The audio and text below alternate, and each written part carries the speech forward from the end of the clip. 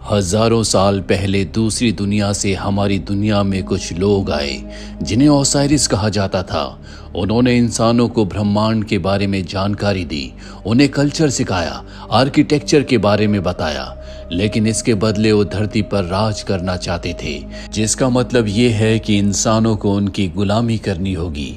वो धरती पर 5000 सालों में सिर्फ एक ही बार आ सकते हैं, वो भी तब जब आकाश में कुछ खास तारे पिरामिड्स के ऊपर एक खास अलाइनमेंट में आएंगे, जिनसे एक रोशनी निकलेगी और उस रोशनी के थ्रू ओसाइरिस हमारी दुनिया में यानी कि अर्थ पर आ सकते हैं।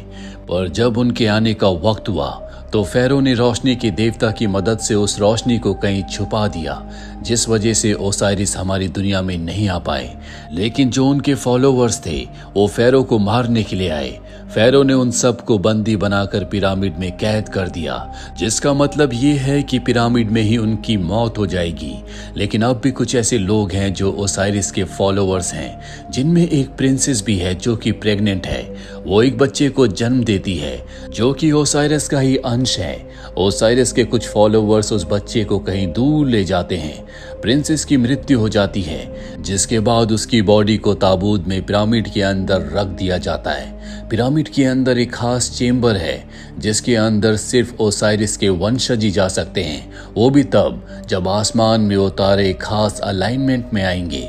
लेकिन उस चेंबर को एक खास चाबी से बंद करके हमेशा के लिए चाबी को कहीं छुपा दिया जाता है।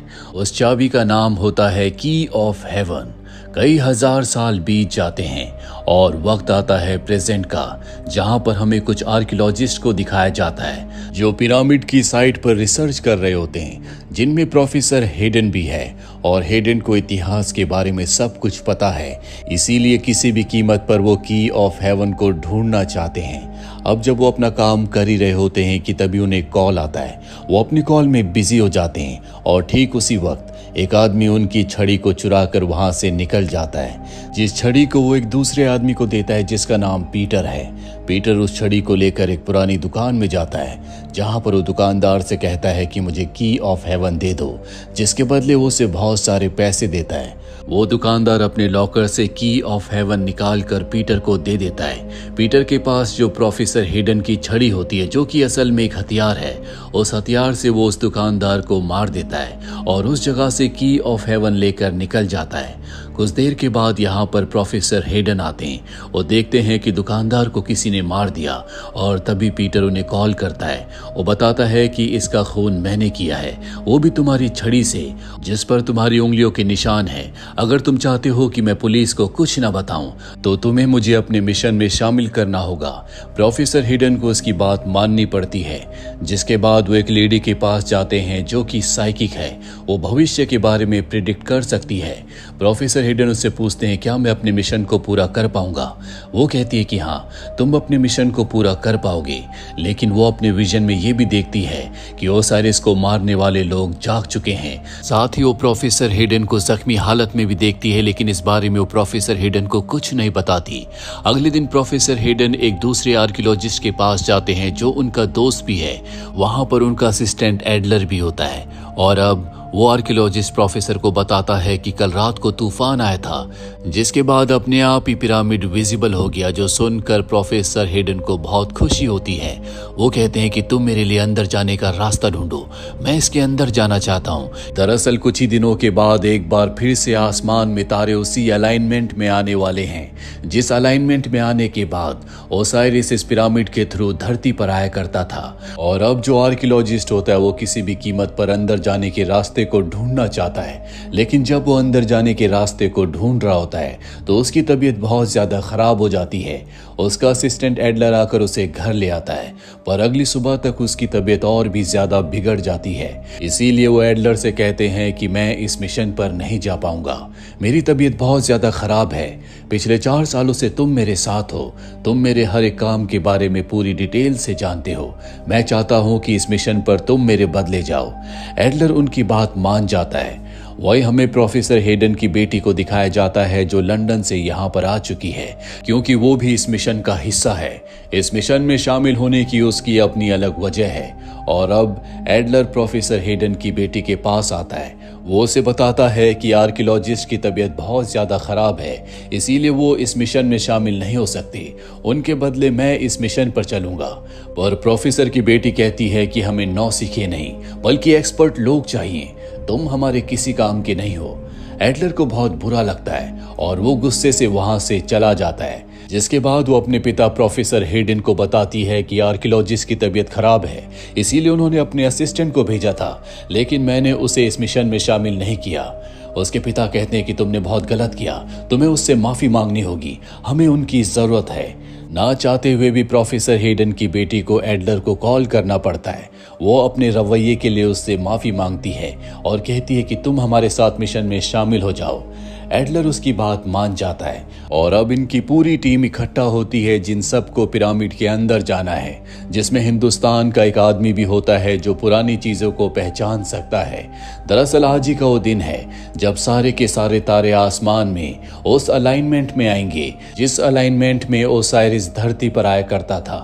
लेकिन जब ये उस पिरामिड के गेट के पास जाते हैं तो एडलर इन सब को वहां पर लिखी हुई चेतावनी के बारे में बताता है, जिसमें लिखा होता है कि जो भी अंदर जाएगा वो कभी बाहर वापस नहीं आ सकता, सिर्फ ओसाइरिस के वंशज ही अंदर जा सकते हैं। लेकिन प्रोफेसर हेडन इन सब बातों पर विश्वास नहीं रखते, इसीलिए पिरामिड को एक जगह से तुड़वा कर ये सब के सब अंदर चले जाते हैं, जहां पर एक और दीवार होती है जो अंदर से बनाई गई है, जिसका मतलब ये है कि जिन लोगों ने इस दीवार को बनाया था उन सब ने इस दीवार को अंदर से बनाकर अंदर ही अपनी जान दे दी।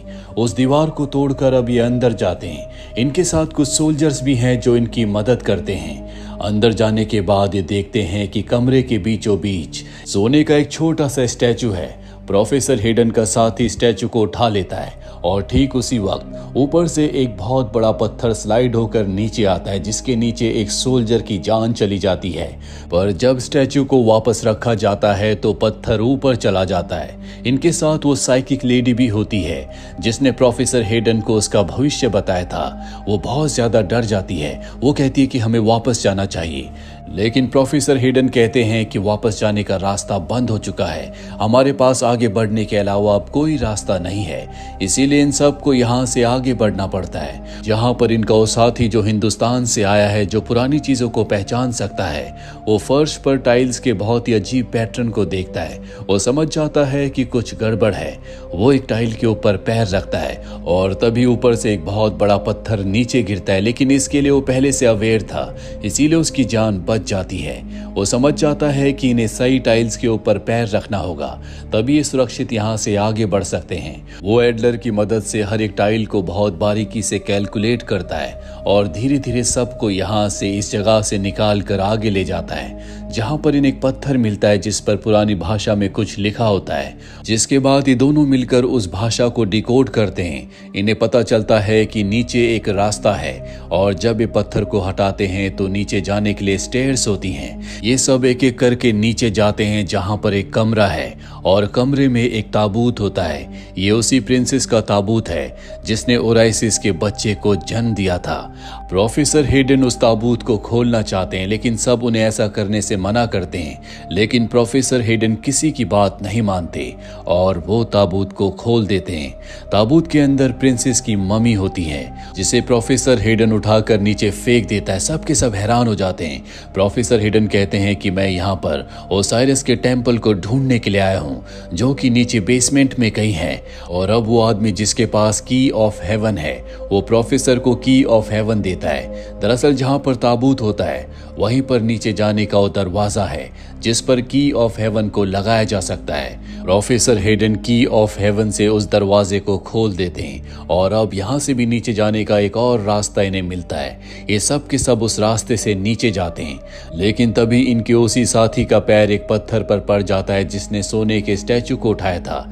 जिसके बाद ऊपर से बड़े बड़े पत्थर नीचे गिरते हैं और ये सब के सब 3 अलग अलग ग्रुप्स में डिवाइड हो जाते हैं। एक ग्रुप में वो इंडियन और कुछ सोल्जर्स होते हैं और जब ये आगे बढ़ रहे होते हैं तभी कोई चीज एक सोल्जर को धक्का मारती है जिससे वो गिरकर मारा जाता है।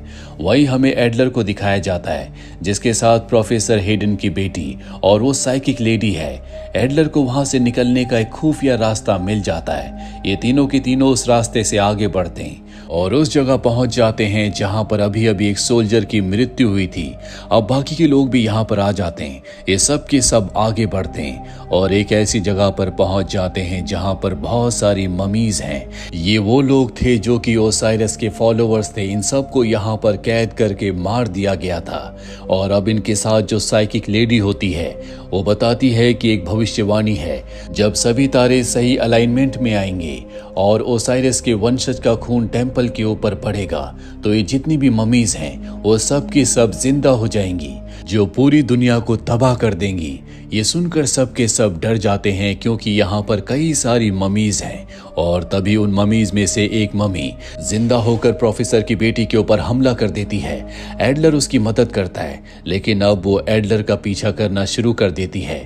दरअसल वो ममी बहुत ही खतरनाक है, उसके ऊपर गोलियों का कोई असर नहीं हो रहा होता। और ठीक उसी वक्त सारा को दीवार पर एक ऐसा बटन मिलता है जिसको दबाने से वहां का पत्थर ऊपर हो जाता है। ये सब के सब उस खुफिया रास्ते से दूसरी तरफ आ जाते हैं, जिसके बाद पत्थर नीचे हो जाता है और इस तरह से मम्मी से बच जाते हैं। और अब ये सब के सब ओसाइरस के टेम्पल के सामने है।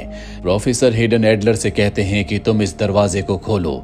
एडलर बताता है कि इस पर लिखा हुआ है कि इसके अंदर ओसाइरस के वंशज ही जा सकते हैं। अगर किसी और ने इसके अंदर जाने की कोशिश की तो ये पूरी की पूरी जगह एक पल में ढह जाएगी। और अब प्रोफेसर हेडन अपनी बेटी से कहते हैं कि तुम्हारी मॉम ओसाइरस की वंशज थी, इसका मतलब ये है कि तुम भी ओसाइरस की वंशज हो और अब तुम्हें टेम्पल के अंदर जाना होगा। हालांकि उसकी बेटी नहीं जाना चाहती, लेकिन वो उसे गन पॉइंट पर टेम्पल के अंदर जाने के लिए कहता है।